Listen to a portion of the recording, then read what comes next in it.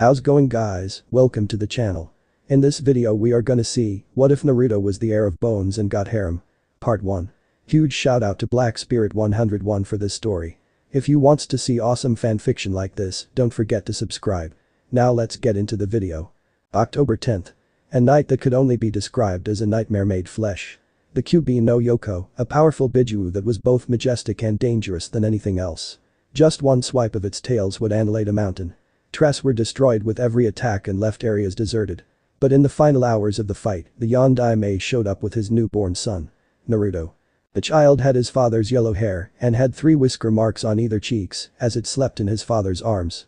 Deciding there was no other option, Minato sealed the beast into Naruto in hopes that the child would be the savior. Kushina had barely survived the birthing of Naruto and now he was going to give his life to help Naruto. And the village. Summoning the Shinigami, he told the death god to seal the beast into Naruto at the cost of his own life. But when the Shinigami sealed the beast, he told Minato that the child held absolute power that had never been seen before for over 1000 years. Thinking it was something good, Minato was given his life back and the Shinigami vanished. Naruto was still asleep and had remained asleep. Minato scooped the child up and taken him to his mother, who had been moved to the hospital. Handing her the child, she smiled to her husband and ran her fingers through the child's smooth hair. A few days later, Kushina was finally discharged, but things were getting weird for the child. There was something very wrong, and the reason was that they couldn't feel the child's chakra. It was like it was non-existent. Never there to begin with. That was when Kushina took the child and held him in her arms. She kissed his forehead and asked the child to open her eyes. To her horror, when the child obeyed and opened its eyes, the first thing the pair noted was the red glow that came off the child's eyes. And when the eyes fully opened, they gasped in shock. Their son's eyes were replaced with a 5-star symbol with symbols running around it. The child smiled, looked at his parents. But in their faces, the child saw only horror. Giving the child into the orphanage, they left, thinking the child was no more and that the QP had taken over the body. Kushina was heartbroken and Minato's had turned cold. They vowed on that day, when they walked out the gates of Konoha, to avenge their child and make the QP suffer for what he had done. That was all Naruto could remember of his childhood. The only thing he could say was what he had been through. The only thing that was the worst thing he had experienced. It had been 9 years since that incident where he opened his eyes and his parents saw what his eyes were. As he walked the streets of the village, people sent glares of hatred and pure malice to the Jinchuriki. Was it his curse to be born what he is? Was it a burden to be alive as a being who had inherited an ancient power that was looked down upon? He knew of the alpha stigma that resided in his eyes. He learned how to hide it, but the power was always there. Stopping and looking to the Hokage mountain, he looked at each face. From the first to the third. There was no fourth face to be found as Naruto used the alpha stigma to blow that face up. It wasn't his fault. His power got too out of control and he just so happened to fire it at the statue of his father. Sighing as he walked down the street, he stumbled on some people who were playing, but as they looked at the being of magic, they instantly got up and ran for their lives. Children his age didn't even wish to hang around him, he was a very lonely child. The only person who would care for him was Sasuke's mother. Mikoto Uchiha. She would sneak out of the compound and give him something nice, being warm clothing, some sweets, etc. So here he was, sitting on the swing, in a deserted playground.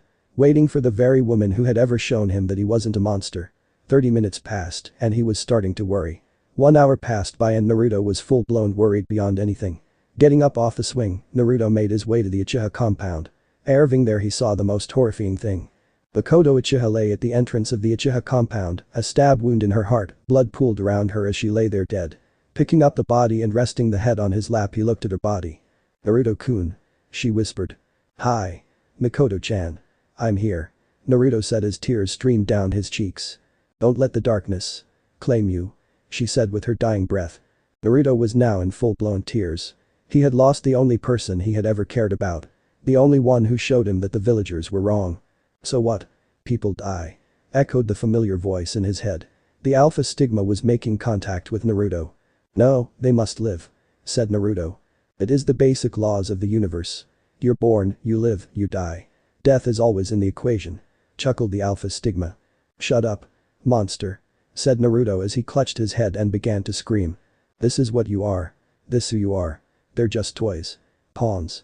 A stepping stone to become what you really are and what you will become," said the alpha stigma, making Naruto grab his eyes as the alpha stigma burned its way to be revealed. And just as the eyes changed to show its true nature, Naruto burst into full-blown laughter. His magic swirled around him as red lightning struck down from the sky that had turned black as night. In the tomb of Nazaruk. Sitting on his throne as he took care of his two adoptive daughters, a skeletal figure rose up as he gasped in shock. A weird-looking maid with a red business suit on came into the room and knelt to the throne. "Ain-sama," he said. "I know. I sensed it too. The alpha stigma has been awakened," said Ains as he summoned his staff and walked down the stairs to Demiurge. "What are we going to do? Someone who holds the alpha stigma can very easily become a monster if they aren't careful," said Demiurge. "What do we know of the person? Have the Pleiades begun a countermeasure?" asked Ains, now sounding concerned. "Yes. They have. Though with the power of a full-blown awakened alpha stigma is something that is a challenge. They estimate the countermeasure will only hold it at bay for no more than 3 minutes," replied Demiurge. "That's not enough time. Let's get moving," said Ains, but was stopped when he felt a hand grab his clothes. Looking back, he saw his little adoptive daughters. One had black hair and 2 crooked horns on her head, with slitted eyes. She wore a white dress with matching heels. The one behind her was another of the adoptive daughters he had. This one had silver straight and blood-red slitted eyes. She wore a purple dress that hung loosely like the other one the black-haired was wearing. "Where are you going, Ain-sama?" asked the black-haired one. "There is a matter of emergency that I must take care of, Albedo. Take care of your other sister Shaltier while I'm gone," replied Ains. "Hi. Ain-sama," said the girls as they ran to go and play. As the two left the tomb, a giant frost-like monster insect came up to them.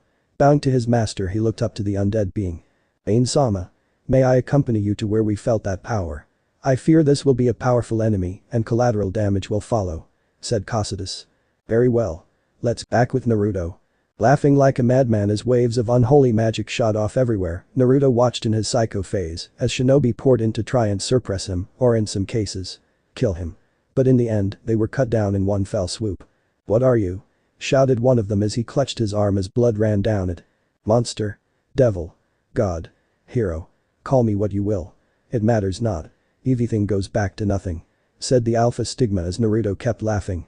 Bringing his hands to his eyes, he moved them away and in his palms were the alpha stigma symbols. These he used to channel the power better. In beams or in bursts of controlled magic. Bringing his hands in front of him, he fired a black beam of magic that wiped out the person in one shot. Naruto felt nothing. The laughing just intensified as he fired more and more beams. Buildings were destroyed, people were buried in rubble. And many others were caught in the destructive beams. Konoha was now looking more like a deserted ghost town than anything else. Even the reinstated Third Hokage didn't even want to go to the battle. But he was forced out of his office when a stray beam hit his home. Running out of the building just as it came down, he looked into the distance at the child that held the power. "Minato and Kushina. You're a bunch of fools," he said as he looked at the destruction one simple person could bring. Just as a beam was fired in the direction of Hiruzen, a person flashed into existence and erected a barrier, preventing the beam from hitting the old man. But the beam was too powerful, so it had to be deflected to the sky, which punctured a hole straight through the clouds. But that hole was soon covered again. "Damn. That is some powerful shit right there," said Ains as steam came off his hand. "Who are you?" asked Hiruzen. "On your knees when speaking to Ains-sama," snarled Nabril as she glared blood daggers at him. "That's alright, Nabril. He hasn't known about us. Our objective is that child there," said Ains pointing at the psycho-phased Naruto. Hiruzen was utterly shocked at what this man had just said. The people in the village called Naruto a demon, a monster. Something that had to be purged. Hiruzen never shared these feelings as he pitied Naruto. And now this person just called Naruto a child instead of something horrible. The Pleiades got into position while both Cocytus and Demiurge kept Naruto busy. Even with the coordination of Ains, the boy moved with incredible speed. And every time Demiurge or Cocytus would move, he would teleport or be there before them, glaring at them with his cursed eyes. Even Demiurge, who was a demon himself, was scared shitless as he felt he was staring at death itself. And that is rare to see on the face of a demon. Pulling up the barrier, Nabril and Ains entered and confronted Naruto. Demiurge went to go and check on the woman nearby. Seeing that she was still alive but barely, he told Ains about it. Using this to break Naruto out of it, he shouted to him. "Child. The woman is still alive. She is not looking good, but she can be saved," shouted Ains, making Naruto's eyes widen. Even the alpha stigma, blazing in his eyes, dimmed a bit. "No, that is a lie," said the alpha stigma as it tried to remain burning bright in Naruto's eyes. "She is alive. See," said Demiurge as he used a bit of his magic to give her the ability to move. "Naruto-kun, stop," she said. "Damn it. I can't," said the alpha stigma as Naruto struggled to close his eyes. "Nabril. Do it," The barrier is at its limit and if it drops, we won't hold him back if the alpha stigma goes crazy again now," said Ains as the magic circles around him died out to a mere glimpse. But just as Nabril came close, a wave of power came off Naruto and he grabbed Nabril by the hand. "Lady. I'm sorry. I can't do it. You have to close my eyes," said Naruto as he held Nabril up. The 14-year-old Pleiades did as Naruto asked. An made her that age to add in the compatibility with a mistress type thing. Reaching out, she felt Naruto's other hand grab her throat and begin to choke her to death. "Child. Stop," she said as she battled to breathe. Naruto just stood there smiling up a storm as his fingers tightened around her neck. "You're not a monster," she said as she felt Naruto's hands loosen from what she said. "You're not a monster," she shouted as he hand made it to its target. His eyes. Pulling the lids down, the sky cleared to reveal its late afternoon lighting and the birds returned to chirping in the trees. Naruto for his part collapsed and began to sleep. It was just in time as well as the barrier phased out of existence. "Good work. That was too close," said Ains as he walked up to Nabril who was hold the child close to her bosom. He looked so peaceful while he slept. Hard to believe that his child this age had already gained the immature state of the alpha stigma. Ains then suddenly realized just how much trouble this boy would be in when the alpha stigma matured. Then it dawned on him. Turning to the Hokage, he walked to the old man and said, "You're the leader here, aren't you?" said Ains in a serious tone. "Yes. Do you know what is wrong with Naruto?" asked Hiruzen. "There's nothing wrong with him," replied Ains. "Then what is wrong with him?" asked Hiruzen. "He just is burdened with powerful magic. Not this chakra you have. Magic. It happens when someone is the reincarnation of Reiner, said Ains, making Hiruzen look at him with confusion. Sighing at what was going on, Ains explained. Reiner was the first person to hold the alpha stigma. He was born here in the elemental nations. But he was born with chakra. During a fight he made a deal with Kami for unimaginable power at the cost of having his chakra cords mercilessly ripped out of him. Kami accepted and gave Reiner the ultimate power that dwarfed anything in the world. But with the alpha stigma, he became also the first to inherit magic. A dead form of energy long lost in time. But just as the merging of the alpha stigma was completed, a demon wormed its way into Reiner and corrupted the Dojutsu and turned it into a curse. Whenever someone experiences a high concentrated form of anything, be it anger, sadness, hatred, etc., the alpha stigma awakens and they begin their killing spree. Only way to stop it is to close their eyes. But that can only happen if you make it to the person, said Ains. Then why does Naruto have it? Asked Hiruzen. That's easy. So I'll give you the fast version. Just as Reiner died, he cursed the people who scorned him for what he was instead of getting to know him for who he was. And when his body died, the demon left Reiner's body, as well as taking the alpha stigma with him. And with every 1000 years, someone be it girl or boy, they gain the power of the alpha stigma when they are born. As well, their chakra cords are non-existent and they have magic, said Ains. So what's going to happen to Naruto? Asked Hiruzen, fearing for the safety of his surrogate grandson. I will take him in. I will raise him as my own child and I will teach him to at least learn to control the alpha stigma's power. Someday, he may be the light that saves the world. Or the darkness that destroys it. Replied Ains as he walked off and asked Nabril to take Naruto with them. She complied and lifted Naruto, who was still all asleep, in her arms. He even ordered Demiurge to bring Mikoto along with them, seeing that Naruto had a relationship similar to that of a mother and son. "Yes, I've got cleanup duty," said Hiruzen as he looked around at his burning village. It was still hard for him to believe that a 9-year-old child could do that. Doom of Nazarick. Opening the doors to the great throne room, they made their way to one of the many rooms where Naruto would get some rest. Closing the door to the bedroom, he went over to his throne just as his adoptive daughters ran into the room. Apparently they had seen the new addition to their family come in, sleeping in Nabril's arms. As well as another woman along with Naruto.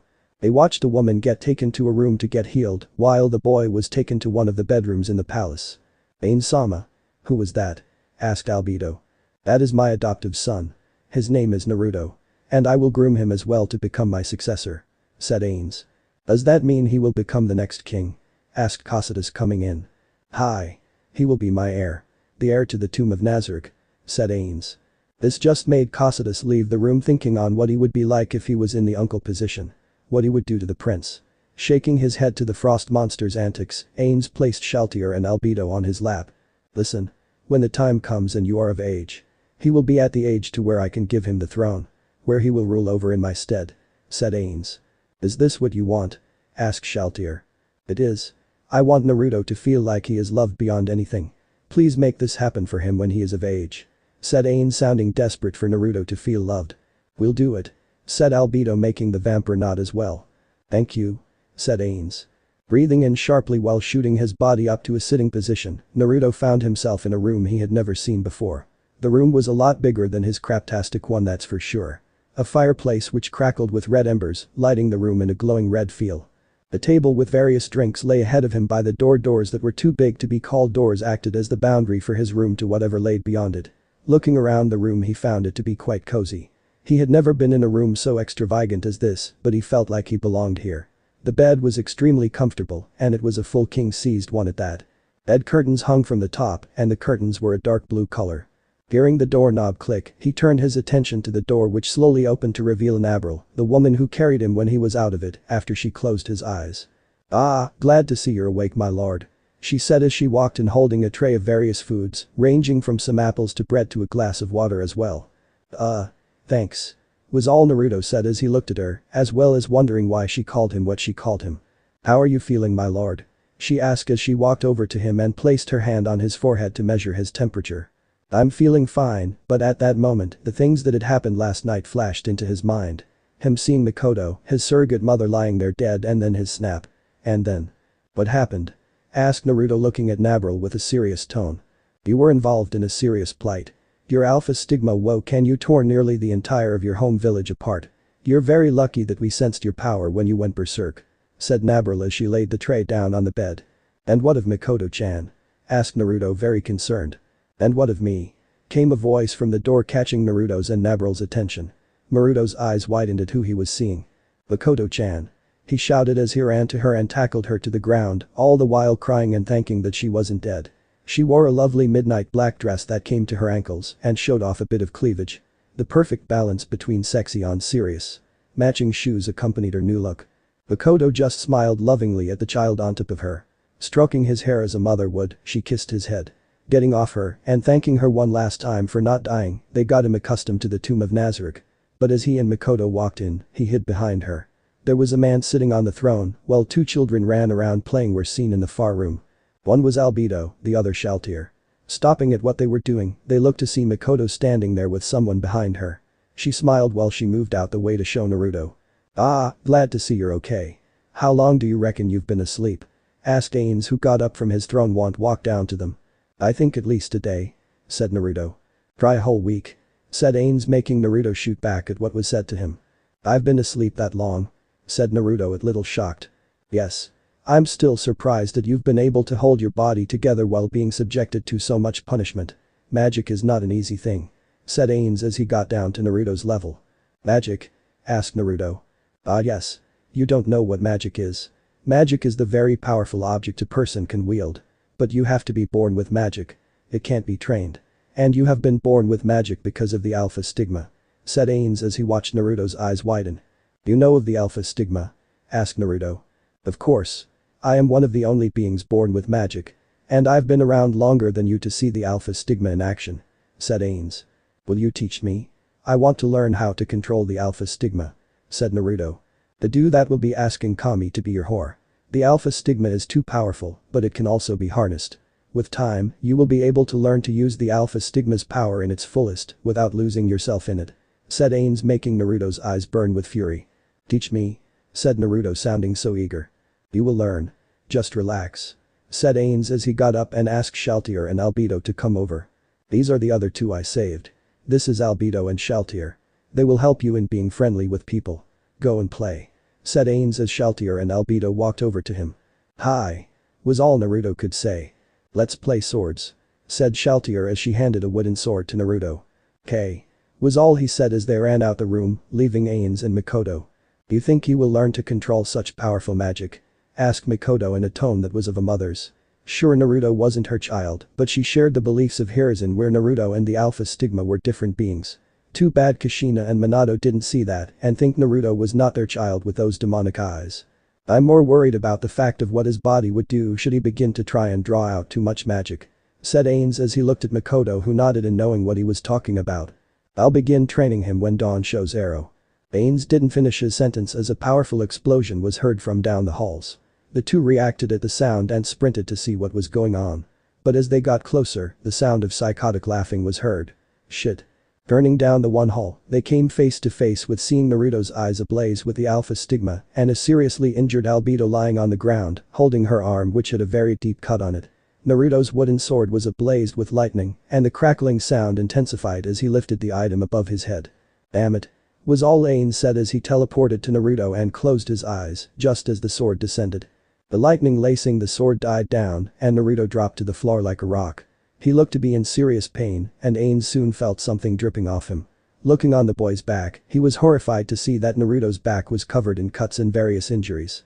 Some were scars that had reopened while others looked to have been inflicted. No doubt from the magic going into a frenzy. But that was when Naruto cried in pain.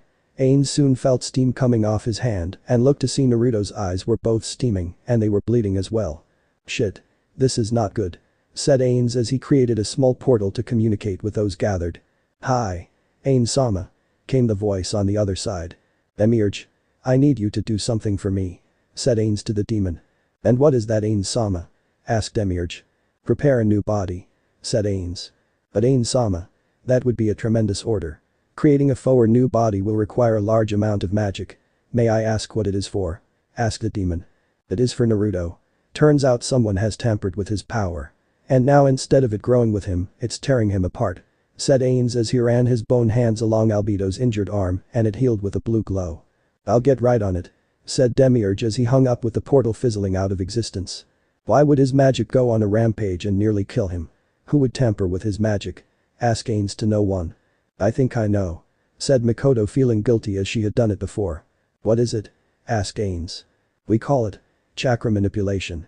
When a newborn child is born, some parents tamper with their child's chakra cords or reserves to try and give their child the edge in a fight. I know this as myself and Fugaku did it to both my children. As a result, they become very dangerous. They have abnormally high chakra and a very beepy attitude about everything. I think Kushina and Minato tampered with Naruto's magic, thinking they were changing his chakra. And as a result, he is like this. Stated Mikoto. Well. They're a bunch of idiots. Now thanks to their playing around with his magic, his lifespan is hanging on a thread. Do you know how long they fucked with his magic thinking they were playing with his chakra? Asked Ains a little agitated at what the boy's parents did. They played with his magic for well over 5 months. Said Mikoto making Ains's non-existent eyes widen in horror. What? Asked Mikoto thinking something was wrong. That would mean the boy has only 5 weeks left to live. Said Ains feeling so powerless at the fate the boy was cursed with. If it was something else, it would be okay. But magic was on an entirely different level than him. What are we going to do? Asked Mikoto who was also extremely worried for Naruto. They'll die if Demiurge doesn't create a new body for Naruto. But seeing that he has a Biju inside him, we have no choice but to set the beast free.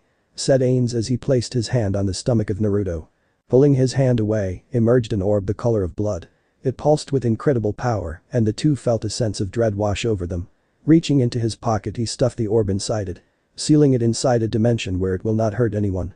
With that sorted out, he had to get Naruto to not use any magic and to have him be docile until the new body was created. He was really hoping that Naruto's true parents were going to pay for messing around with magic. And especially a child who held the alpha stigma at that. The alpha stigma was the very reason why Naruto was born with magic in the first place. Shall Naruto have unleashed the alpha stigma when his parents were finished fucking with his magic? The child would die instantly from the influx of negative magic. That was another thing. The alpha stigma not only corrupts the person's mind when it awakens, but also causes a parallel shift in their magic. Making it take on a whole new frequency. One which is so dark, you'll feel like you're trapped in an endless abyss. Ains and Mikoto are really praying that Naruto would pull through. He didn't want to lose his adoptive son when he had only gotten him back after a week. It was warm summer's day in the tomb of Nazareth. Birds chirped in the trees, ushering a beautiful song to the people around them. The distant sounds of water rushing down into a waterfall was a lovely sound to hear. A shadow shot past the lush green forestry area that had been erected by Aura and her brother. Hauntedly, why don't they dress their gender? Serious gender bending right there. But back to the task at hand, a few feet away from the shadow shot another shadow. Slowly gaining ground on the person he or she was chasing. The person in front panted as he looked over its shoulder. Desperately clawing at the air to try and pull ahead from the chaser. Jumping into the clearing, the shadow revealed itself to be a girl with mint green hair, white clothes that consisted of a white top that was cut to show of her smooth-toned belly and a pair of skirts. That's shorts and skirt combined. Yes, they do exist. Mesh armor under her top and lowers. She had piercing yellow-brown eyes, and she looked to be in a state of panic. Jumping into the clearing came her chaser. Now this person was a tall, well-built man with charcoal black hair that came to his shoulders. His eyes were a piercing purple, and his clothing consisted of a black tank top under a red trench coat with the sleeves pulled up to the elbows, showing off the tribal tattoos that snaked all over his body. For trousers he wore black long pants with red running along the side. And he wore steel-toed pointed shoes. On the back of the trench coat was two tomo that somehow gave the opponent a very uneasy feeling. "Take this," shouted the girl as she threw a multitude of kunai while going through some hand signs. "Did you art? 1,000 bites," she said as the kunai turned into small little bugs that resembled beetles that held a poisonous bite to them. "What I seek is thunder," shouted the black-haired teen. "Not bad. Crushing blow," shouted the girl as she slammed her hands on the ground, forming a set of two hands that gripped the teen and held him there. "Void Devil's Parade," shouted the teen, and a volley of darkness exploded around him, destroying the rock hands in the process. But it didn't end there. From the darkness aura surrounding him, a set of 4 tendrils shot out and gathered at his feet, forming what looked to be some very vicious hellhound-like creatures. They were all steaming and had eyes that were full of hatred and malice. "Attack," said the teen as he pointed to the girl. The hellhounds charged forward and bared their black fangs, scarring the girl to the point where she dropped down the floor holding her hands on her head. She screamed as loud as she could, scrunching her eyes closed, and waited for the inevitable. But it never came as the sound of fingers snapping were heard and the hellhounds ceased to exist. "Good going, Fu-chan. You had me resort to one of my more intermediate basic spells. Good job," said the man as he walked over to the girl known as Fu. "Well, you could have gone easier on me. That attack always scares me. Regardless on if I'm receiving it or not. You know that, right, Naruto-kun?" asked Fu as she took the hand extended to her which Naruto was holding out to her. Turning around and making their way back to the tomb of Nazarick, they took a bit of time to do some small talk. Yes, this person with the black hair and purple eyes was Naruto himself. Ever since the day he learned his old body was dying and would be dead in 5 days, thanks to his idiot parents for fucking with his magic, he wasted no time in using less magic as possible until Demiurge had finished the creation of his new body. Thanks to the demon and Ains who helped with the creation and merging of Naruto's conscience and magic powers, along with the alpha stigma into the new body, Naruto had seen Ains as his father figure. Mikoto had also been happy to play the part along with Ains as to being a married couple, even though they weren't married in real life. In fact, Mikoto was already in a very pleasurable relationship with someone else. It had been over 5 years since that incident with Naruto accidentally triggering the alpha stigma occurred, as well as his new body. Walking into the tomb, Naruto found himself face to face with his surrogate mother. She wore the clothes she had been given by Ains, who felt it appropriate to have some clothes that she'd like. And what she was wearing was a purple dress with black stilettos. Her hair was tied in a braid and hanging over her left shoulder. She also wore red lipstick. "Ha-san. How are you?" asked Naruto as he walked over to her and gave her a hug, to which she responded to and hugged him back and gave him a kiss on the head. "Naruto-kun. I hope you didn't use Void Devil's Curse Storm on poor Fu-chan here," asked Mikoto as she looked at the green-haired girl. "I didn't," responded Naruto as he looked at Fu then to Mikoto. "Good. Because that would have been a pain. Remember what your father, Ains, went through when you first used that spell," said Mikoto, making Naruto cringe in fear. The first time he used Void Devil's Cursed Storm was when he learned a slightly more higher tier of his magic. He and Ains were training, and when he got into a bit of a panic, he accidentally unleashed it in a chaotic form instead of a controlled form. Shaltier, who was watching from a distance, was caught in the wavelength along with Ains.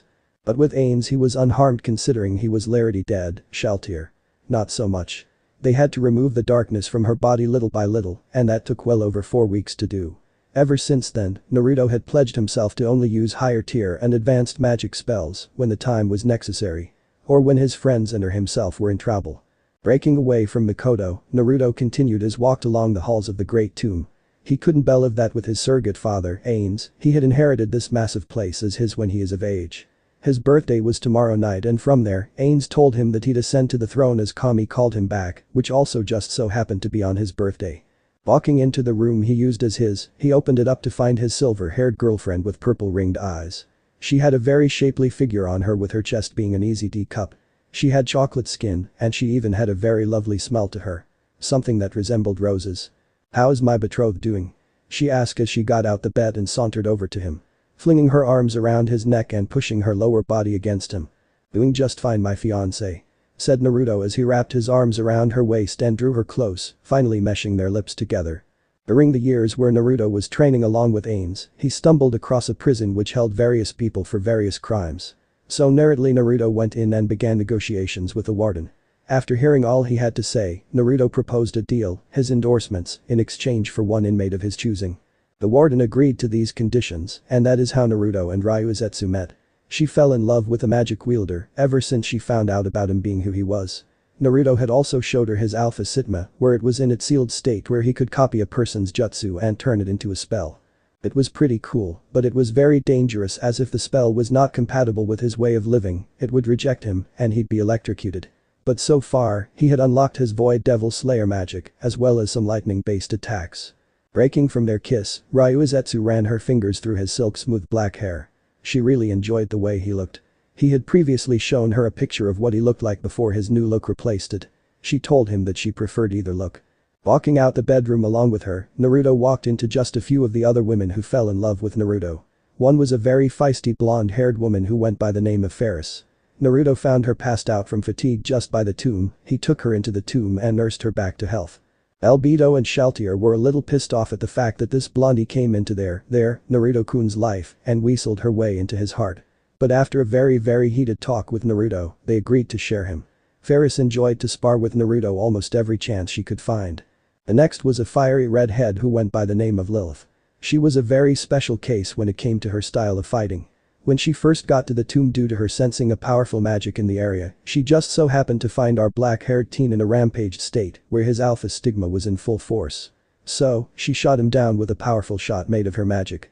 After finding out that he did it by accident, she decided to help the heir of Nazarick learn his powers. Even helping him, along with Ferris where they taught him that he can suppress it for only a good 30 seconds. It didn't seem like a lot of time allocated, but those 30 seconds sometimes saved lives from being ended. And then there was Albedo and Shaltier.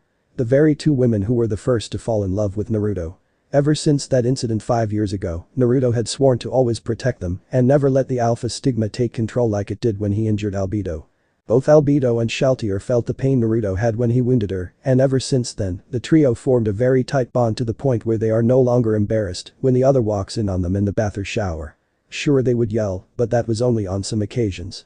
But tonight, Ains was going to give Naruto what he was planning all along. The throne to Nazarick.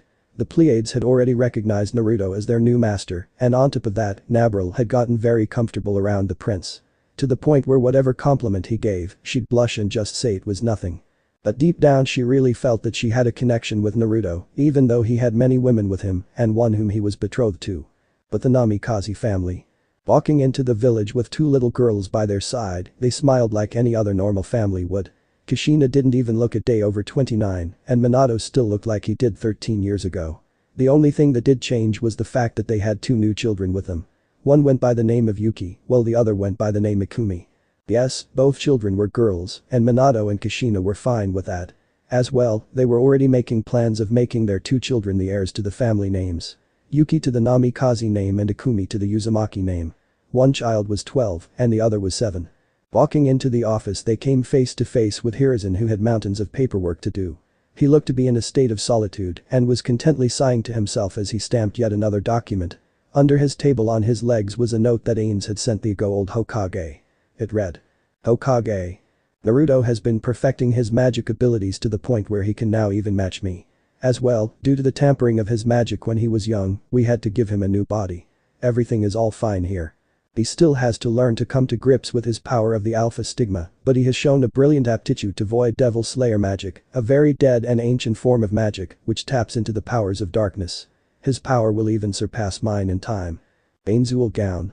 Looking up he nearly fell off his chair as he stared at the people he didn't want to meet. Directly in front of him was Kushina, Minato and two little girls no older than the age of 5. Getting up from his desk he slowly walked over to the family, kicking the letter under his table as he got up. Stopping in front of Minato he asked a simple question. Why are you here? He asked in a tone that was hard to pinpoint on whether it was serious or happy. We're here to take our son back. I trust you got rid of the demon inside him, or probably avenged him. Replied Minato only to get sacked in the face by Hiruzen. Kushina was about to burst out in outrage when Hiruzen glared daggers at her. She just backed away and hid her children behind her, just to be safe if this crazed lunatic was planning on hurting her children. How dare you? How dare you? You come back after 13 years and all you can say about Naruto is if he was either killed or avenged. What kind of parents are you? Snarled Hiruzen. We are his parents. But since he has been possessed by that demon, there is only one way to save him. And that is to kill the demon. Said Minato as he fixed his bleeding nose. If you were his parents you'd love him regardless. How can you do something like that? Asked Hiruzen, now sounding to be a father figure. You say that like he was your own child. Said Kushina, stepping in. That's because I treated him as such. Myself and Makoto-san did. Stated Hiruzen. Makoto-chan is here. Well, let's go meet her. Said Kushina, now getting happy at seeing her friend. Not a good idea. Makoto left the village along with Naruto and some other people. I believe she is acting as his mother now. Said Hiruzen with a smirk adorning his face. That demon is probably manipulating her. We must kill that monster. Said Minato as he and his family ran out the house in search of the monster who wasn't one. Sighing as he sat back in his chair, he pulled the letter from under his desk and went back to just staring at it. He sure missed that knucklehead. Despite him having such a curse placed on him, he was always happy. Naruto-san. Please be okay. Said Hiruzen as he placed the letter in his drawer at his desk. But Naruto. It was now late afternoon, and the people of the Tomb of Nazarick and various other neighboring countries that chose to ally themselves with them were found in the throne room where they waited for the future overlord of the Tomb of Nazarick. In the crowd standing by Ains at the throne we find Shaltier and Albedo standing there. Albedo wore a dress that was full black that really brought out her figure along with her wings. The only contrast that was there was the horns on her head. Shaltier wore a purple dress that came to her knees that was very fitting on her. Her hergless figure was very impressive along with her overall figure. Her long silver white hair was now seen sweeping down her right shoulder and she held herself with a confidence that was pretty impressive. They didn't have to wait long as the doors flew open and Naruto was found walking in with 3 women and a man alongside Makoto. Both Albedo and Shaltier's hearts burst with excitement and love. Ferris, who was snacking on some dango she had smuggled in, turned and gulped down the dango in her mouth as her eyes landed on the 4 that entered. The man wore such very regal clothing that was taken directly from a Victorian style of clothes. The predominant color was a dark purple and his hair was a mist of black. The only different that you could say was not human about him was the fact that his eyes were red and slitted. As well as the set of canines jutting out his top lip. Naruto was seen walking along with his fiancée Ryuzetsu. Well, he wore a nice blue trench coat that had the sleeves pulled down, hiding his tribal tattoos, which just so happened to be a side effect of the awakening of his Void Devil Slayer magic. He also wore a white collared shirt that was unbuttoned at the top. He wore the same pants that matched his trench coat and his shoes were a nice black that he saved for special occasions like these. Ryuzetsu wore something similar to her Naruto-kun. She wore a deep blue dress that had the straps cut off and the dress coming to her thighs. Her hair was tied up in a Harem style and she wore matching high heels. Everyone gathered parted ways for the royal prince and bowed to him as he walked up to his father. Ain's Gown. Heading to the bottom of the stairs, Naruto along with the man, his surrogate mother and his Finnis, dropped down to their knees and bowed to Ains. They then watched Ains get up from his throne and walk down to the bottom of the stairs. The people who were bowing got back up and watched as Ains placed his hand on Naruto's shoulder, making the prince look up at his father. Naruto, on this day. You turn 16. From this day onwards, you will forever be the ruler of the Tomb of Nazarick. Lead them into prosperity or lead them to ruin is up to you. But keep in mind, a ruler is there to always lead by example. Said Ains. I'll do my best to make you proud of me. San. Said Naruto as Ains nodded his head. Everything he had taught Naruto had been completed at last. There was nothing left to teach him. Standing up as Ains instructed him to, the populace watched on as Ains told Naruto to now take his rightful place on the throne. Every step gave Naruto the feeling of absolute fullness. Like this was what he had been waiting for this whole time. Finally reaching the throne, he turned around and sat on it. At that moment the people cheered for the new ruler. They cheered for the new line of rulers that will come from their new overlord. They cheered for the new start in the next chapter. Talking amongst themselves, Naruto mingled with the crowd that had accepted him and welcomed him as their new king. They hoped he'd give them a new start and hear some of their business opportunities. Naruto told them that he'd hear them all out and that he'd be giving it everything he had. Walking over to Makoto and the man with her, he smiled as he approached them. Makoto turned to Naruto and too smiled as she brought him into a hug. How are you doing, Naruto-sama? Asked the man. I'm doing good. Kurama. Replied Naruto. Yes, this man was the Kyuubi no Yoko. As well as Makoto's lover. When Ains and Demiurge felt that the time had come to where Naruto would have to fight the great beast, they set it in a secluded area where he fought the beast. Using multiple spells and abilities to succumb the beast, Naruto eventually won and Kurama swore absolute loyalty to Naruto. Becoming Naruto's first summon. The Tomo on his back was living proof of that. A few years after Naruto's victory over Kurama, he found both Mikoto and Kurama having sex in one of the rooms. She was found in the missionary position, while the legendary beast plowed her to no end. Naruto accepted this fact, and soon enough, Mikoto and Kurama fell in love with each other. And on top of that, Mikoto was now pregnant with Kurama's child. The first child to be born Hanyu from one of the Biju. They partied on and on until Naruto felt he had had enough partying and walked to his room in a very drunk state. Halfway he met up with Albedo and Shaltier, who wanted to give the new king a present. Thinking it was something different, they made their way to Naruto's room, where the sounds of moans and groans echoed through the night as Naruto had sex with Shaltier and Albedo non-stop. Walking up and bringing himself up to a sitting position on the bed, Naruto ran his one hand through the thick mop of black hair on top his head. Looking at his sides, he smiled at the two beautiful women that he slept with last night, Albedo and Shaltier.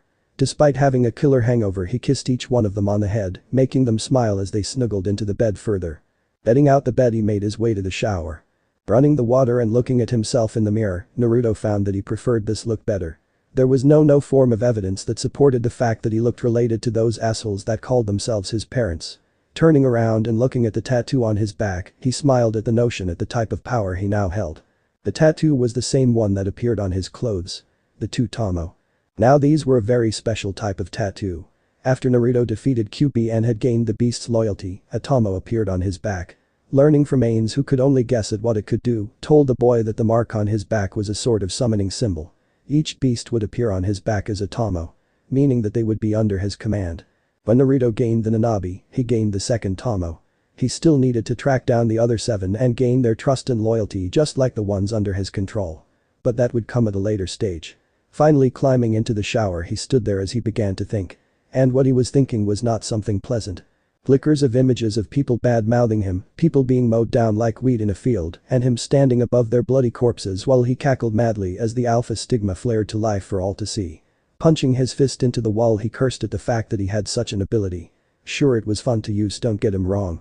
But that was only when he could steal a person's ability and turn it into his own version of magic.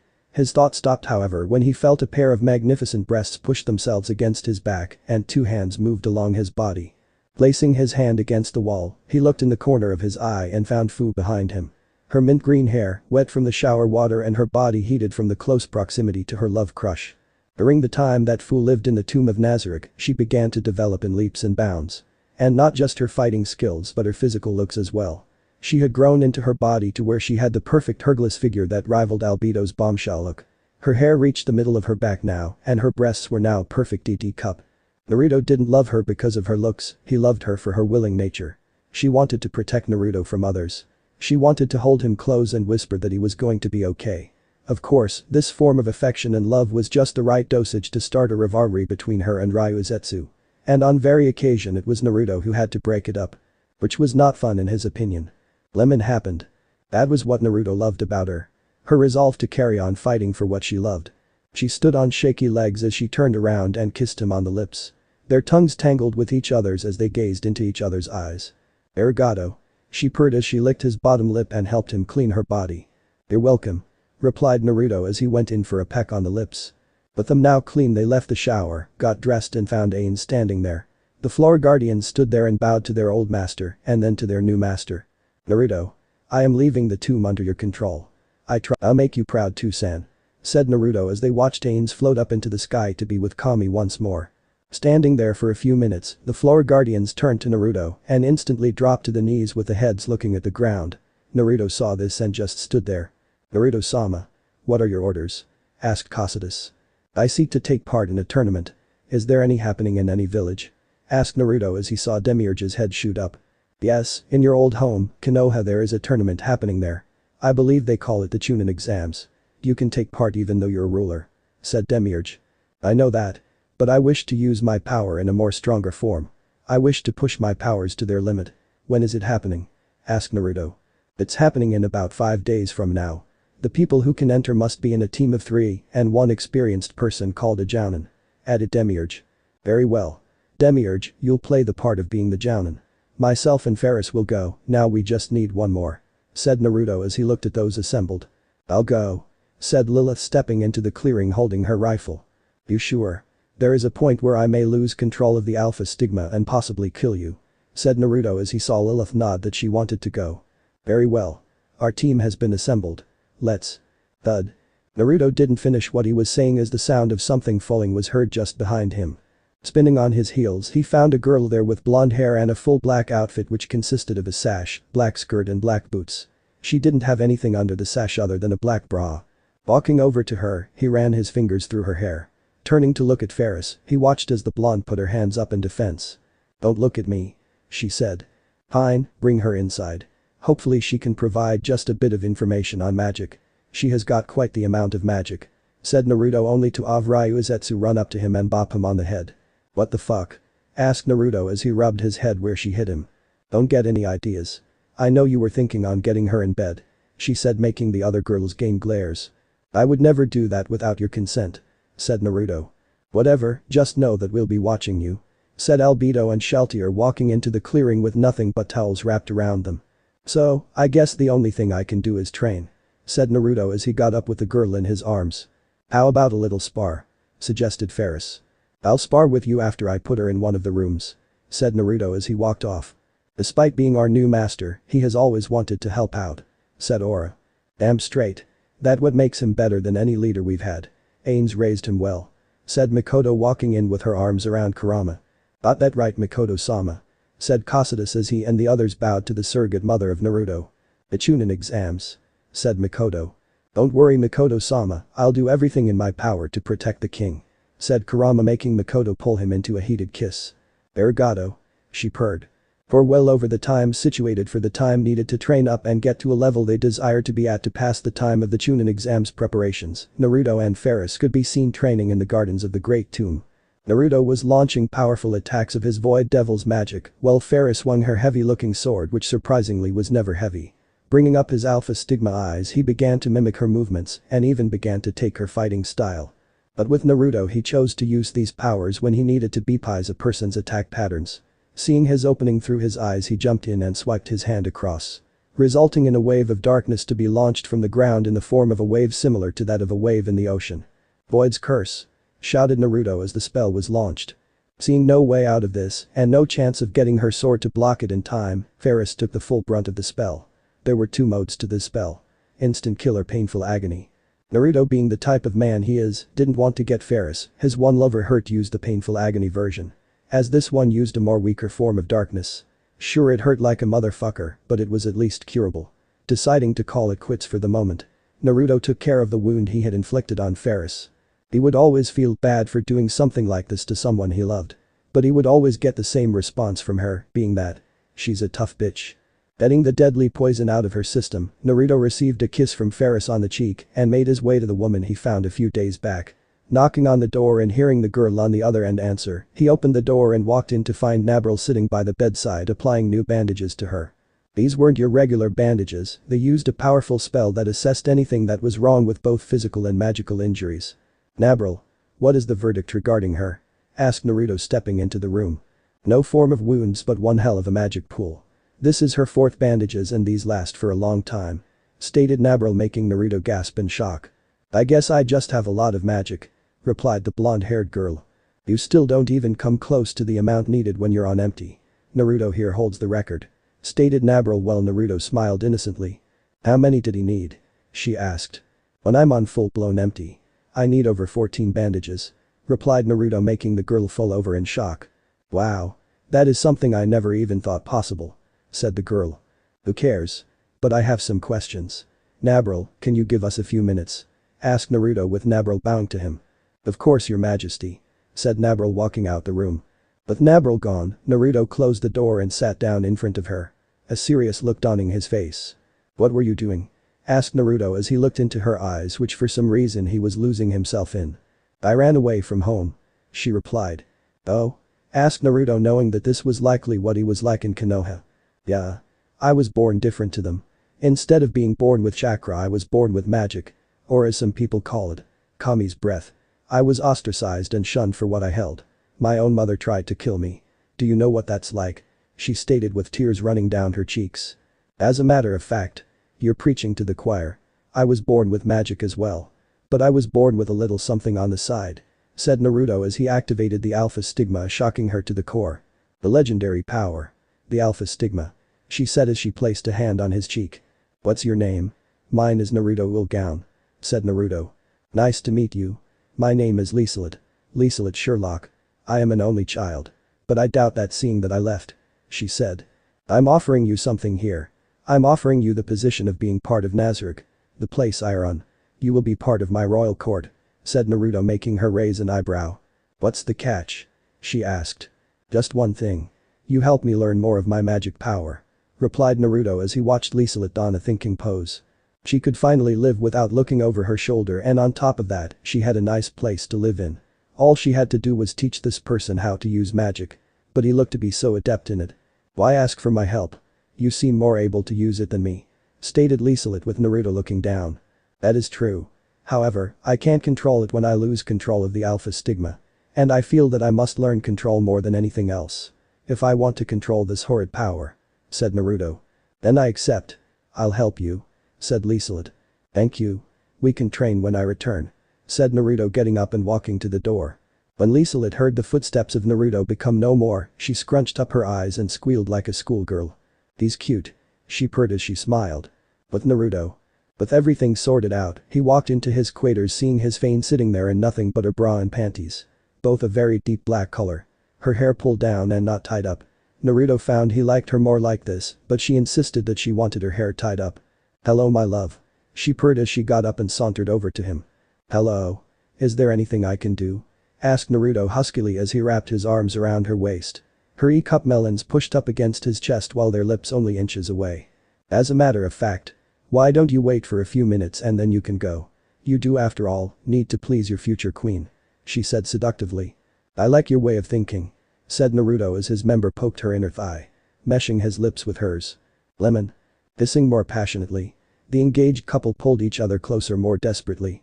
Wrapping her legs around his waist, Ryuzetsu broke the kiss to feel Naruto kiss her neck. Her breathing hicked higher and her body began to convulse in her fiancé's arms. Dropping her down onto the bed with him on top, Ryuzetsu watched as Naruto's eyes glazed over with lust and desire. She too felt it coming on for her as she ran her fingers across his skin. Placing her hands on the black shirt he wore, she ripped it open to reveal the chiseled body she loved so much. Apart from the large scar on his chest on the right side where he accidentally tried out a new spell he learned. Only to have it backfire and give him this wound. As a result, his right lung could only take in 50% of air instead of the full 100%. He didn't care. And quite frankly, she didn't either. With Naruto's shirt ripped open, her hands traveled down to his pants and began to undo the buckle. While Naruto's hands went to her bra and unclipped them, letting her breasts have the freedom they wanted. Latching his mouth on the left breast while his other hand kneaded her other, she moaned into his ear while she finally had his pants undone and her hand now in his boxers, slowly stroking him. Naruto just growled as he felt her nimble fingers work on his shaft. Releasing his mouth from her melon and tackling her lips one more time, he wormed his right hand into her panties and inserted 2 fingers in. Causing her to open her eyes in pleasure as she felt the fingers move about inside her. "I like that," she purred as she licked his lips. "Then how about we take this further? And we become parents," he said with a deep growl. "I think that would be best. I would like to have a family with you," she moaned as Naruto pulled his hand from her and licked them. Pinning him under her, she pulled off his boxers, exposing the meat stick she wanted so badly inside of her. Licking her lips, she felt Naruto's hands grab her panties and rip them open, exposing her sacred grounds to him. Biting her bottom lip and she slowly lowered herself onto him, she soon enough felt herself hit a barrier. Breathing in sharply and slamming herself down on Naruto, she screamed in pain as a small trickle of blood ran down her thigh. Wiping the tears from her face, Naruto leaned up and kissed her lips, thanking him for that. She began to ride him. Slowly rising up and then descending. Naruto's hands never stayed idle as his fiancée moved on his lap. Both hands shot out to her breasts and kneaded them. Placing her hands on his chest, Ryuzetsu began to make low moans as she began to speed up her ministrations. But she soon dug her nails into his chest when he thrust it up. Taking this as a clear indication, she began to speed up her actions. Her walls clamping around his shaft, milking it for what it was worth. "I love you," she spurred as she made another scratch on his chest. Shooting up and capturing her lips in a shearing kiss. He turned the tables to have them in the missionary position. Thrusting into her, she wrapped her feet around his waist, locking him in place. She howled in pleasure, knowing that Naruto was showing her the extent of his love for her. But he soon found his release coming fast. "Ryuzetsu-chan. I'm gonna," he trailed as his mind was overpowered by lust. "Inside me. Come inside me, you stud," she screamed. Doing as she instructed, he sped up more and fired his seed into her, filling up her waiting womb, spraying her walls white. Lemon end. After coming down from his high which lasted a whole minute, he pulled himself out of her and got dressed, while Ryuzetsu wrapped herself up with a blanket and stayed in Naruto's bed. Good luck out there, big boy. She purred as she winked to Naruto, who had gotten his shirt on from his closet. I don't need luck. I have spells, said Naruto rather very beepily as he threw on his coat and walked up to her. I love you, she said as she kissed him. I love you, he said to her as well as he gave her a kiss and left his chambers. Walking down the hallways and making his way to the main gates, Naruto began to assess the equipment he had. Clothes and a summon seal he created from magic.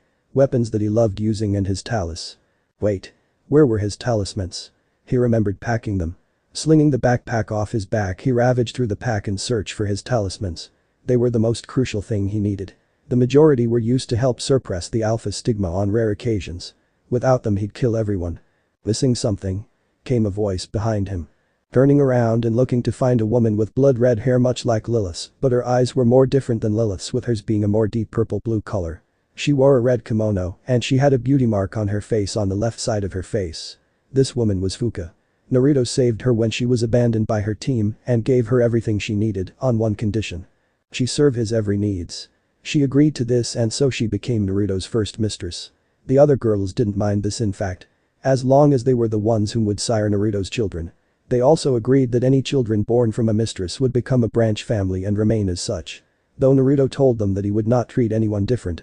As long as he didn't agree to enslaving blood. They agreed to this and Fuka was accepted.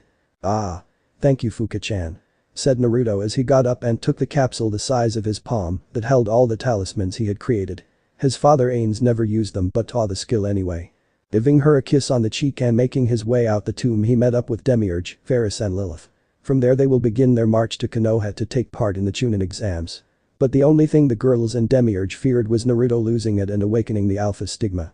But as long as they played their cards right they could avoid such an incident. So this part ends here. I hope you guys enjoyed this video, so quickly like this video for second part of this series. And comment down below your thoughts about this series. And now it's time for me to go, bye.